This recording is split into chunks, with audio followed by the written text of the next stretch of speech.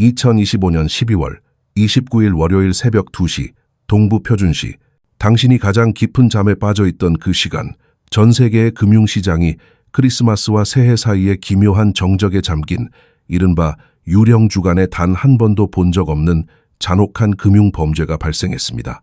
아침에 일어나 스마트폰 화면을 켰을 때 당신이 마주한 것은 단순한 차트의 하락이 아니라 피로 낭자한 살인 현장이었습니다.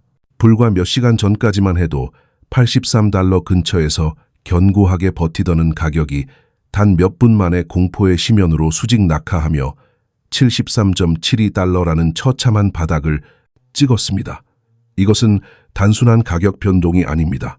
14%의 폭락은 수많은 투자자의 계좌를 순식간에 지워버리고 신뢰를 파괴하며 성인 남성조차 공포에 질려 바닥에서 물량을 던지게 만드는 기계적인 도살이었습니다. 하지만 저는 오늘 당신에게 이 사건이 단순한 시장 조정이나 거품 붕괴가 아니었다는 사실을 폭로하려 합니다.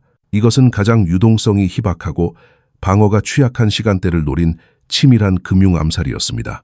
만약 당신이 오늘 아침 겁에 질려 은을 팔았다면 당신은 단순히 돈을 잃은 것이 아니라 밸류앳, 리스크, 쇼크, 즉 V쇼크라고 불리는 정교한 알고리즘 설계의 희생양이 된 것입니다. 진실을 이해하기 위해서는 뉴스 헤드라인을 끄고 시계를 보아야 합니다. 이 폭락은 뉴욕 증권거래소가 개장하는 오전 9시 30분에 일어난 것이 아닙니다. 런던의 가격 결정 시간도 아니었습니다. 정확히 새벽 2시였습니다. 스스로에게 물어보십시오. 휴가철 월요일 새벽 2시에 은을 거래하는 자가 누구입니까? 잠들어 있는 오하이오의 개인 투자자입니까? 아니면 점심 식사 중인 독일의 은 수집가입니까? 그것도 아니라면 아스펜에서 스키를 즐기고 있는 연기금 매니저입니까? 아닙니다. 유령 주간의 새벽 2시, 시장은 아무도 살지 않는 유령 도시와 같습니다. 매수 주문의 벽은 종이장보다 얇았고 그 텅 빈 공간이야말로 범행을 저지르기에 완벽한 장소였습니다. 모든 시선이 월요일의 붉은 캔들에 쏠려 있을 때 저는 당신을 사건의 진짜 시작점인 지난 금요일의 현장으로 안내하겠습니다. 범죄는 이미 그때 시작되었습니다. 2025년 12월 26일 금요일 루미스 금고라고 불리는 코맥스의 심장부에서 기이한 움직임이 감지되었습니다.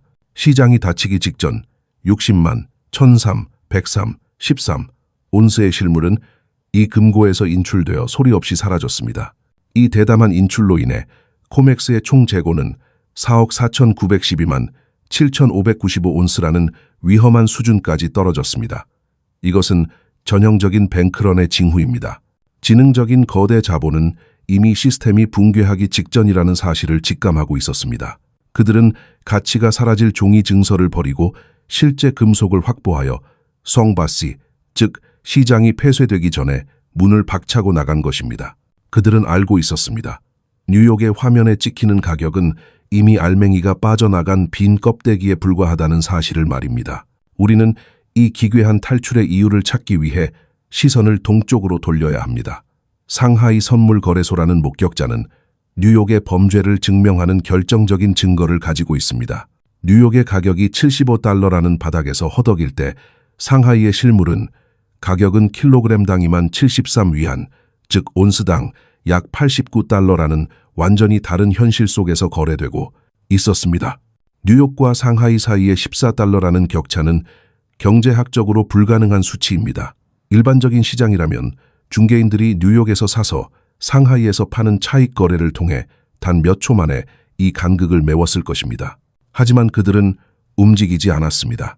수출 면허라는 인위적인 장벽이 실물 은의 이동을 가로막고 있었기 때문입니다. 이것은 시장의 비효율성이 아니라 완전히 망가진 시스템의 증거입니다. 서구는 알고리즘과 레버리지, 그리고 긴급 수혈로 유지되는 종이 시장의 환상 속에 갇혀 있지만 동양은 산업적 필요와 자원 확보라는 실물 경제의 냉혹한 현실 위에서 움직이고 있습니다. $14의 프리미엄은 뉴욕의 폭락이 가짜였음을 입증하는 움직일 수 없는 증거입니다. 만약 은의 가치가 실제로 떨어졌다면 상하이의 공장들도 은을 사지 않았을 것입니다. 하지만 그들은 $89를 지불하면서까지 은을 확보하고 있습니다. 태양광 패널을 만들고 미사일을 제조하는 산업 현장에서는 종이 증서가 아닌 실제 금속이 필요하기 때문입니다. 당신의 화면에 찍힌 73달러라는 숫자는 당신의 물량을 뺏기 위한 미끼에 불과합니다. 재고 보고서는 비명을 지르고 있습니다. 금고는 비어가고 있고 실물과 종이의 괴리는 역대 최고 수준으로 벌어졌습니다. 이것은 단순한 가격 하락이 아니라 서구 금융 시스템이 실물 자산에 대한 통제력을 잃어가고 있다는 명백한 증거입니다. 유령 주간에 발생한 이 소동은 결국 거대한 댐이 터지기 직전의 마지막 몸부림일 뿐입니다. 뉴욕은 불타고 있지만 상하이는 전혀 다른 노래를 부르고 있습니다. 이 차즘, 즉 두 세계 사이의 거대한 틈새는 이제 돌이킬 수 없는 수준까지 벌어졌습니다. 돈의 흐름을 따라가면 진짜 금속이 어디에 있는지 보입니다. CNBC의 그 누구도 말하지 않는 숫자는 바로 이 14달러의 간극입니다. 서구 금융 시스템은 이 구멍을 메우기 위해 필사적으로 거짓말을 늘어놓고 있습니다. 그들은 당신이 공포에 질려 소중한 실물 자산을 내놓기를 기다리고 있습니다. 하지만 기억하십시오. 금고에서 인출된 60만 온스의 은은 결코 돌아오지 않습니다. 그들은 가격을 부수어 당신을 쫓아냈고 그 자리에서 실물 은을 헐값에 채갔습니다. 이것이 바로 대안박디의 첫 번째 장이자 당신이 마주한 진실의 서막입니다. 실물 은이 빠져나간 자리에 남은 것은 텅 빈 장부와 썩어가는 종이 증서, 그리고 형언할 수 없는 공포뿐이었습니다. 가격이 73.72달러라는 심연을 건드렸을 때 서구 금융 시스템의 심장부인 시카고 상품 거래소의 청산소에는 비명이 울려 퍼졌습니다. 포지션을 감당하지 못한 거대 고래 한 마리가 파산하며 남긴 거대한 구멍이 시장 전체를 집어삼키려 하고 있었기 때문입니다. 만약 그 고래가 죽는다면 그를 보증하던 청산소가 무너지고 청산소가 무너지면 국채부터 원유에 이르기까지 전 세계 모든 선물 시장은 즉시 얼어붙게 됩니다. 이것은 단순한 가격 하락을 넘어선 금융 시스템의 심정지였습니다. 새벽 3시 15분 비상전화기가 울렸습니다. 연방준비제도의 야간 데스크는 즉시 가동되었고 그들은 340억 달러라는 천문학적인 액수의 긴급 유동성을 레포 시장에 조용히 쏟아부었습니다. 사람들은 연준이 은 가격을 방어하려 했다고 생각할지 모르지만 그것은 오해입니다. 그들은 은을 사지 않았습니다. 그들이 산 것은 시스템의 생존이었습니다. 이 340억 달러는 터져버린 금융 배관을 임시로 때우기 위한 가짜 피이자 허공에서 찍어낸 종이 시멘트였습니다. 그들은 시스템의 배관이 압력을 견디지 못하고 폭발하는 것을 막기 위해 모든 수단을 동원했습니다. 73달러라는 가격은 차트상의 지지선이 아니라 연준이 시스템의 붕괴를 막기 위해 설정한 최후의 저지선이었습니다. 하지만 이 거대한 긴급 수혈을 대중의 눈으로부터 가려야 했습니다. 그들은 이 시스템의 결함을 덮기 위해 완벽한 사고사를 위장했습니다. 바로 알고리즘이라는 이름의 자객을 이용한 것입니다. 유령 주간의 새벽 2시, 거래량이 비정상적으로 적은 그 틈을 타 리스크 엔진이라 불리는 무자비한 도살용 기계가 깨어났습니다. 이 기계는 가격의 가치도 기술적 지표도 따지지 않습니다. 오직 포지션을 청산하라는 단 하나의 지시만을 수행하며 시장가로 은을 던지기 시작했습니다. 유동성이 없는 텅 빈 공간에서 기계가 휘두르는 칼날에 은 가격은 속절없이 잘려나갔습니다. 여기에 감마 플립이라는 수학적 지옥문이 열리며 비극은 완성되었습니다. 가격이 일정 수준 이하로 떨어지자 파생 상품을 관리하던 은행들은 수학적 공식에 의해 자신의 장부를 방어하기 위해 더 많은 은을 팔아야만 하는 파멸의 소용돌이에 휘말렸습니다. 가격이 떨어질수록 은행은 더 많이 팔아야 하고 은행이 팔수록 가격은 더 깊게 추락하는 도미노 현상이 발생했습니다. 이것은 불타는 극장에서 서로를 짓밟으며 탈출하려는 로봇들의 아비규환이었습니다. 결국 14%의 폭락은 개미들의 공포가 만든 결과가 아닙니다.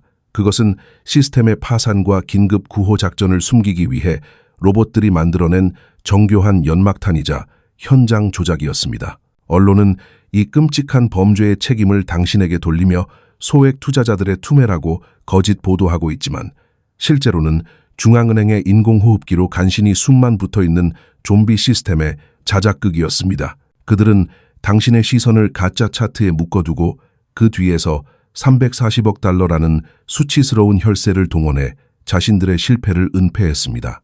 연방준비제도가 배관의 구멍을 임시로 막으며 시스템의 심정지를 억지로 늦췄지만 그들은 근본적인 결핍을 해결하지 못했습니다. 그들은 컴퓨터 코드를 수정하기 위해 340억 달러를 허공에서 찍어냈지만 단일 온스의 은도 새로 만들어내지 못했습니다. 장부상의 숫자는 가려졌을지 모르나 창고의 빈자리는 오히려 더욱 선명해졌습니다. 뉴욕의 은행가들이 종이돈으로 댐을 쌓으며 자신들의 실패를 은폐하는 동안 세계의 다른 한편인 상하이는 냉소적인 미소와 함께 실물 자산을 빨아들이고 있었습니다.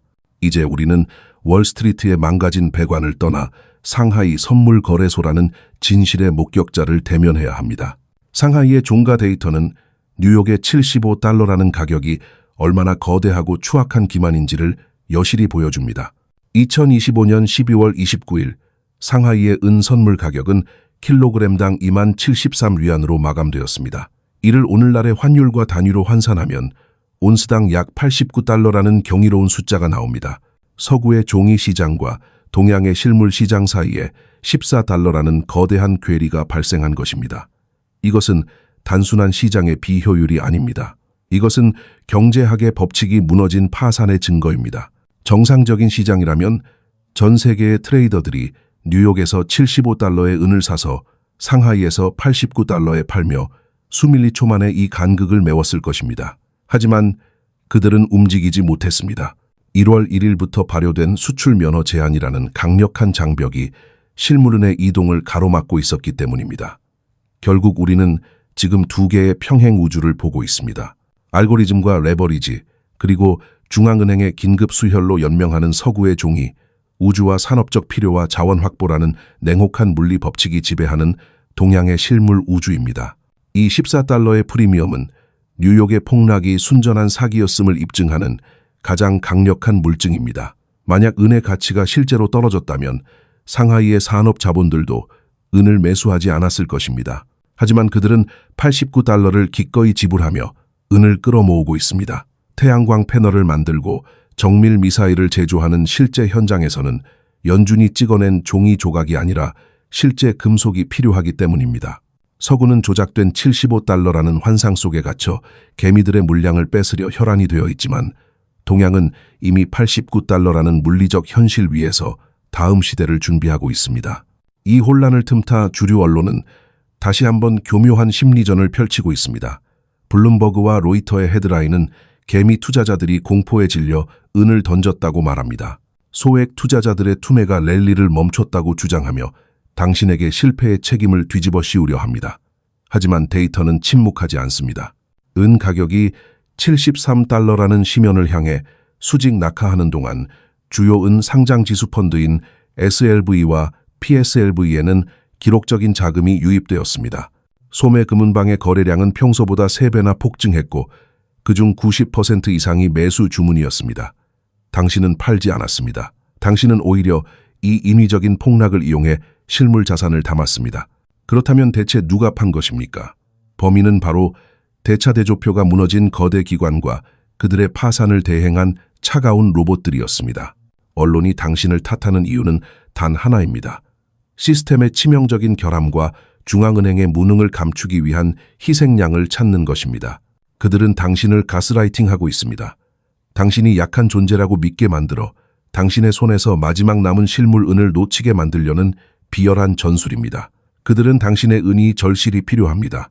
2025년 12월 26일 코맥스 금고에서 60만 온스가 넘는 은이 인출되었던 사건을 기억하십시오. 스마트머니는 이미 종이은 시장의 종말을 예견하고 실제 금속을 확보해 금고를 비웠습니다. 서구의 금고는 이제 텅 빈 쇼룸으로 변해가고 있습니다. 가격표에는 75달러라고 적혀 있지만 실제로 물건을 사려고 하면 창고는 비어 있습니다. 이것이 바로 서구 금융 시스템이 처한 처참한 현실입니다. 이제 유령 주간의 정적은 끝났습니다. 2026년 1월 2일 기관의 트레이더들이 휴가를 마치고 사무실로 복귀했을 때 그들이 마주할 풍경은 명확합니다. 그들은 상하이와의 14달러 격차라는 역사적인 할인 기회를 보게 될 것입니다. 그리고 그들은 개미들보다 더 잔혹하게 이 기회를 낚아챌 것입니다. 지금의 시장 구조는 완벽하게 정화되었습니다. 과도한 레버리지를 썼던 도박꾼들은 청산되었고 강제 매도 물량은 완전히 소화되었습니다.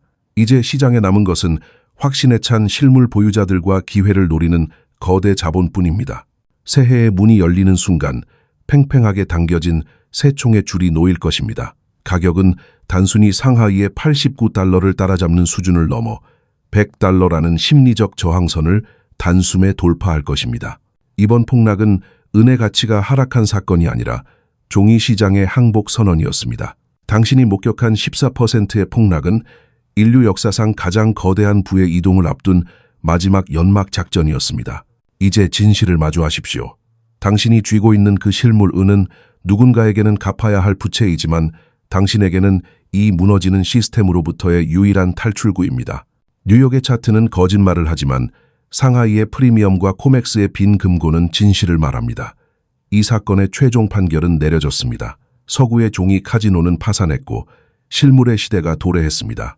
오늘 당신이 본 것은 시장의 붕괴가 아니라 낡은 체제가 무너지고 새로운 가치가 세워지는 과정에서 발생한 잔해일 뿐입니다. 숫자의 노예가 되지 마십시오. 당신의 자산을 지키고 싶다면 화면 너머의 진실을 보십시오. 이것은 단순한 투자가 아니라 생존의 문제입니다.